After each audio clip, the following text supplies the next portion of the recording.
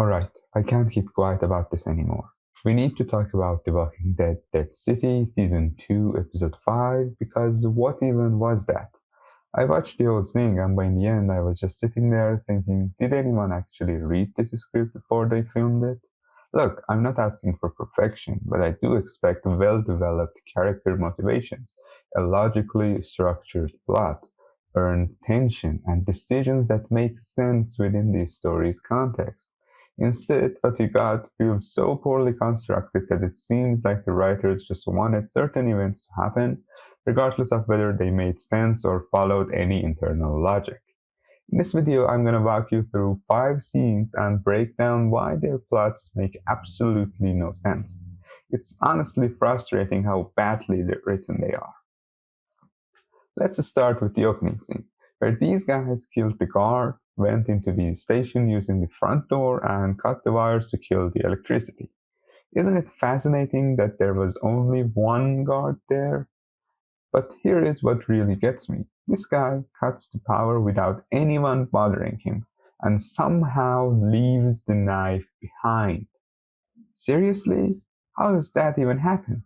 When Cruet brings it up to Christos, I was fully expecting Negan to point out how ridiculous it all sounds.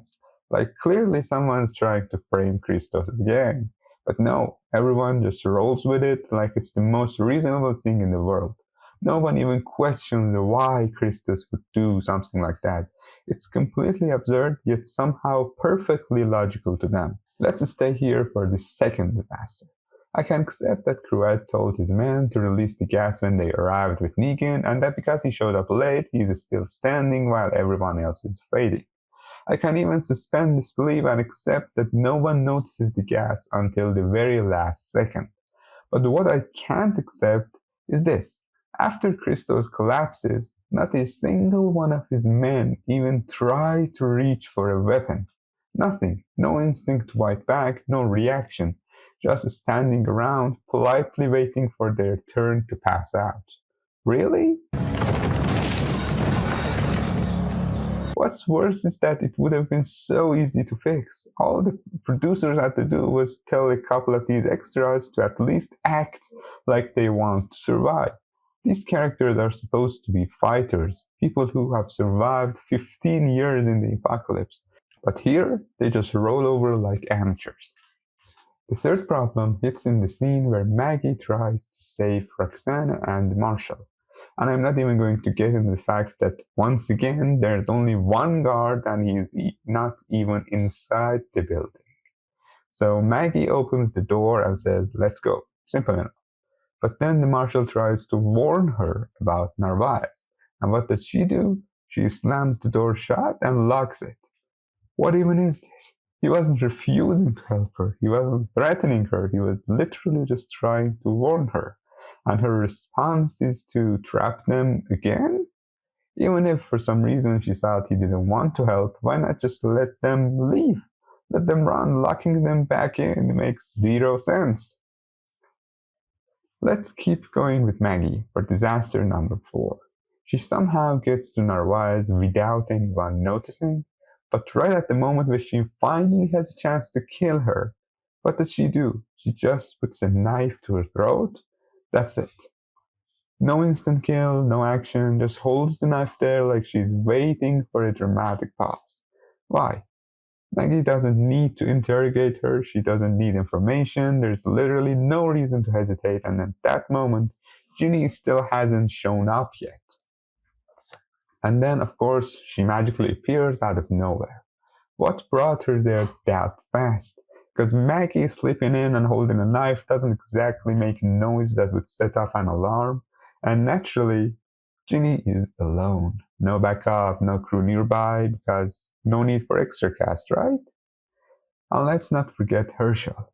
Same kid who had no problem helping his mom's enemy earlier, now suddenly can't even glance at Narvaez or at the map on the table for 2 seconds to buy his mom the time she needs.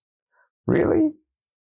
This entire sequence feels like the writers needed an excuse for Narvaez executing Maggie, and they came up with the dumbest possible way to make it happen. Now for the fifth and easily the most important story hole, the execution scene. Right before the execution even starts, take a moment and notice the walkers are already behind the gate. I'll come back to that in a second. Also notice that after Roxana is dead, this guy carries her body away to somewhere else inside the walls. Then it's Maggie's turn, and let's be honest, we all know Maggie, Negan, and probably even Herschel aren't dying.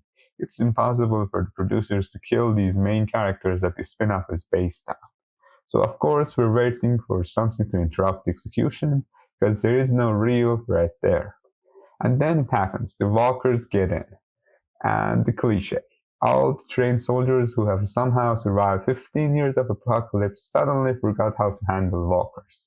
They panic, they stumble, and they got swarmed like total amateurs. These are supposed to be disciplined fighters, and they fell apart instantly. When it comes to Narvaez, however, she's able to push through all these walkers holding Herschel, and not a single walker really attacks her. And just when you think it can't get even more nonsense, Walker Roxana appears from outside the gate. How? She was killed inside the walls. Her body was carried away in a completely different direction. There's even no other gate, but somehow she's managed to loop around and approach from outside. This whole episode feels like it was written backwards, from the dramatic beats they wanted, not from any logical sequence of events. They needed to end the story of Christos, Roxana, and Narvaez and their people. Instead of crafting real, meaningful conflicts or giving these characters an exit that actually made sense, they went with the laziest option, a weak, bare minimum plot just to hit their story goals. It honestly feels like the whole point of their existence was just to make them show up for a few episodes and fill the screen time. Nothing more. No real character development, no lasting impact on the plot. I don't know what this is, but it's not storytelling.